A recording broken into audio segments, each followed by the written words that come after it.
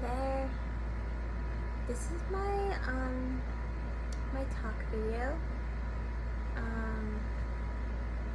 Basically, my name's Eliza, also known as April.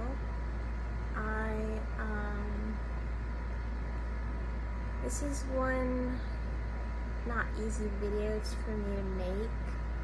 It's going to be unedited, so whatever you see is what you get. It's not scripted or anything, and I just want to do something helpful for not only myself but for other people, maybe in similar positions as I am in this kind of situation in life I'm at and conditions I have. This video has been recommended by my therapist to do as not only a way to better connect with myself, but to better connect with people on the internet who may be struggling with certain situations that I have in the past centuries of my life. That seems like a blur. But yeah, so let's get into it. So basically, for a long time, I've had what is known as OCD, which is obsessive compulsive disorder, which causes my brain to have compulsions of the brain that, you clean, you overthink, you basically have all kinds of compulsions like thinking, counting, and everything, the whole 9 yards. And I've had it since I was probably forever. It was undiagnosed until I was about 22, and it was very severe. It was so bad that I had compulsions to boil hot water and dump it on myself and basically burn parts of my skin to feel clean in the situations that I was in my life. It was very hard for me to find peace, and cleansing myself of that stuff was a way to find peace in my existence in life, due to a lot of trauma and due to a lot of factors with my brain. Now, not only was I diagnosed later on in life with OCD, but PTSD, bipolar, some range of ADHD symptoms, and I had been in an accident where my brain basically got brain damage about 2 times, and then I just had a severe amount of problems later on in life that caused issues like memory loss. I've had several hospitalizations. I have basically a lot of brain fog, a lot of other stuff that hard for me to connect my thoughts with certain certain situations. I know I probably don't make sense even when I'm in this video, but I want it to be raw and real about how my conditions affect me day to day. So a normal day for me would be I don't have any severe symptoms aggravating me that day, or we don't go through a pattern of how should I say, a pattern of those motions of stress with your conditions that you get. It's like now, I have trouble with my train of thought. It goes off. I sometimes have to use certain keywords to remember things, like I say essentially and basically and other types of tiny like phrases that keep my brain trying to like think of what words I want to say and struggling to like think about what I want to say. It just if their words are there, they just don't come out and they don't connect properly and they don't get to a point where they can make sense either.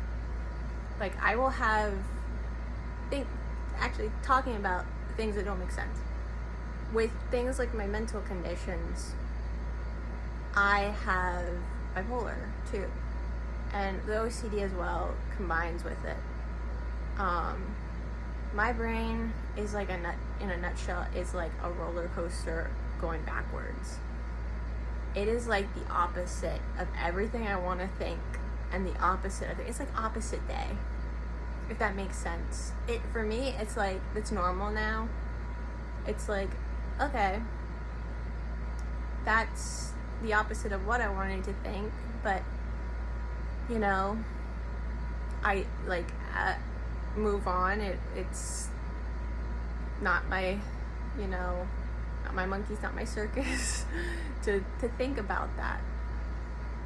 And let's just say that I have thoughts and words that pop in my head randomly, just random. Like it'll be like the weirdest words of flubbery that you could ever imagine. It'll be like, I'll have like words come up that just don't make sense, like sentences that don't make sense. God bless you. That's Momo. Everyone say hi to Momo in the background. She's my senior kitty. Anyway, I digress. It'll literally say things like, what the flubbin' heck is wrong with you, and all kinds of stuff, and it says like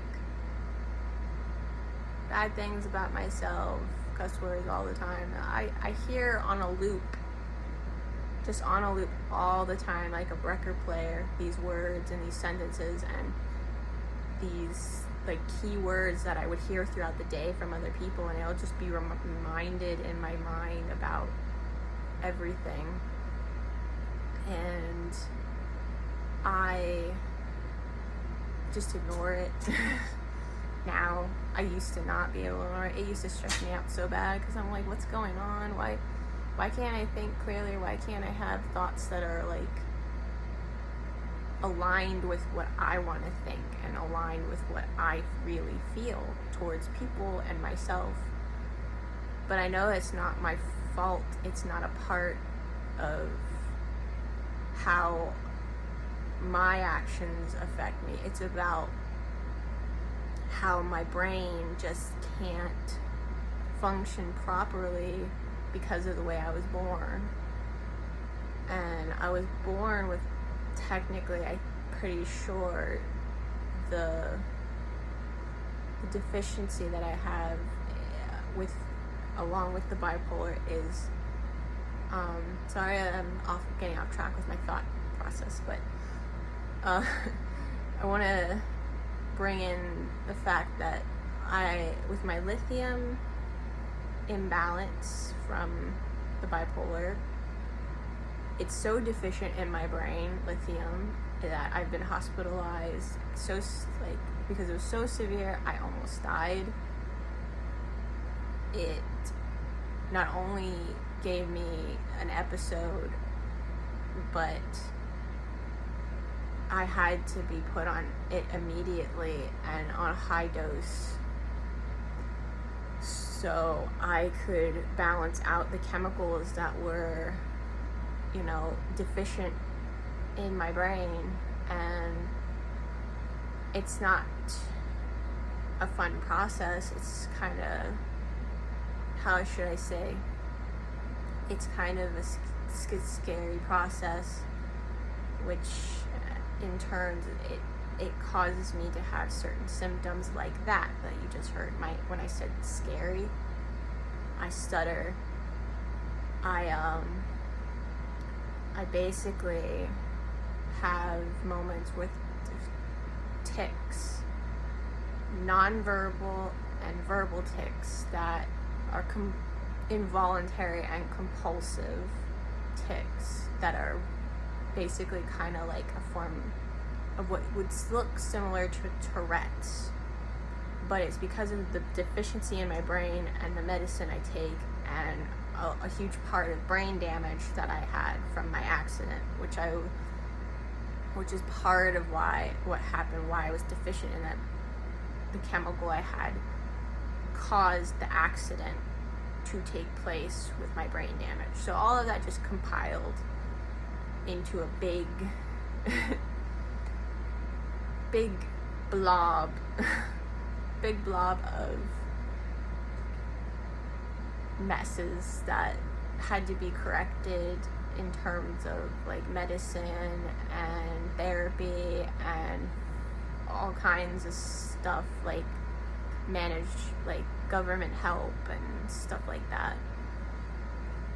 But this is me. This is how I live my life. I have so much to offer people in terms of, insight to what has basically transpired in not only me but other individuals that struggle with these types of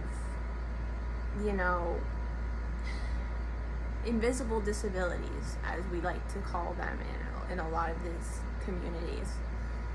My conditions aren't entirely invisible anymore because of my verbal tics, and it's sad to say, but after my verbal and physical tics started to transpire, I started to feel more validated by not only myself but other people, because they notice how badly, like, it can put me in pain, how much my neck will twitch, or how much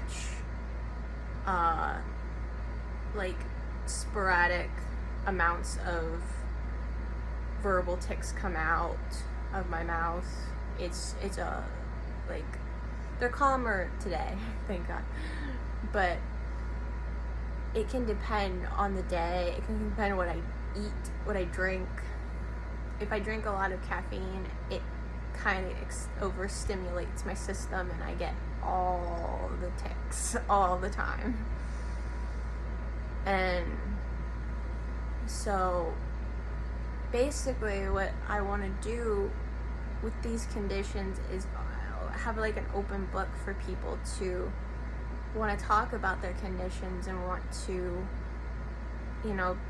be transparent about how it affects them and what they do in their everyday life, like their routine and things like that. And I'd like to do videos eventually about my routine and about what, like, an honest routine video and everything like that. Sorry, I had to pause the video for a second because I didn't want my family to interrupt my video. But yes, I want to do a lot of mental health advocacy and just be transparent with my life now, because I've hidden my disabilities and stuff from the world for a while now, and not many people know how much it affects people in everyday life, and how much we just pretend it's not there, and how much we just carry on and push through and just like act as though everything is normal and okay. But in a lot of ways, we don't talk about these things. We don't allow them to exist in society because we want it to go away, We don't want to acknowledge there's things outside of our control that, aren't of the norm. Because if we can't explain it with logistics right away, people assume, people can get afraid, people can have misinformation, all types of things can happen in terms of not talking about issues and our struggles in life and our stories behind them. Because the more we share our stories, the more we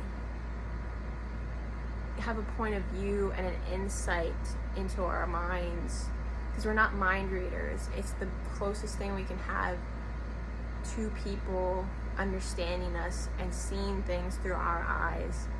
So I would like whoever is watching this video, for them to just talk about what they feel and what they want to do in their life regarding whatever they're going through, and leave it in the comments down below and tell me your story. Maybe even do story talk videos for your disabilities, or not even just disabilities, your mental health, because our mental health is important. And having a genuine discussion with with not even just strangers on the internet, but with friends and family, it creates a dialogue. It creates a fundamental foundation of information that people didn't have prior to what they knew going into that conversation with you. So this is my story, and I'm going to share as many of my experiences as I can with people, and I pray that you'll be gracious with me and understanding, and maybe even be friends. But I know that not everyone can understand, and not everyone wants to understand, which is okay. You are who you are, and nobody can change that unless you change for yourself. And that's what I want to do the best I can with what I've been given throughout my existence, to help other people feel like they don't have to be lonely or unheard, and they can be safe in this environment that I want to create with my videos and my channel. And I hope you watching this will stick along for the ride. And yeah, very much thank you for, if you've made it this far, thank you for listening to me, and pardoning me for just being in my comfy clothes. Because why not? Life is too short to not be comfortable in your own skin and not be, proud of being who you want to be. So anyways, back into the mental health part. I want to give you how should I say, a tour of my mind. This is called Living Inside My Head, and anyone can share a video to me or other people and just say, this is living inside my head, a day in a life. And I want to basically show you what it's like to be someone in the neurodivergent community, and show you the easy parts and hard parts and the kind of whimsically fun parts, the parts that you can find joy in. It's not all doom and gloom. Sometimes they're just a part of you. It's just a piece of you that was discovered ultimately in an interesting but beautifully imperfect way. So Thank you so much for watching, and I will have, after this video, there will be a full in-depth of my story, how I got here, and everything else with my mental health, and the resources I have, and everything else. If people want them or need them, I will be able to talk about that as well in my next video, because I don't want this to be too long. Anyway, that's me. This is a first introduction video of living inside my head. There will be more to come, and I hope you'll stay along for the ride with me. And I just bless you all, and may you find peace and joy and happiness every day of your lives. Much love. Bye bye.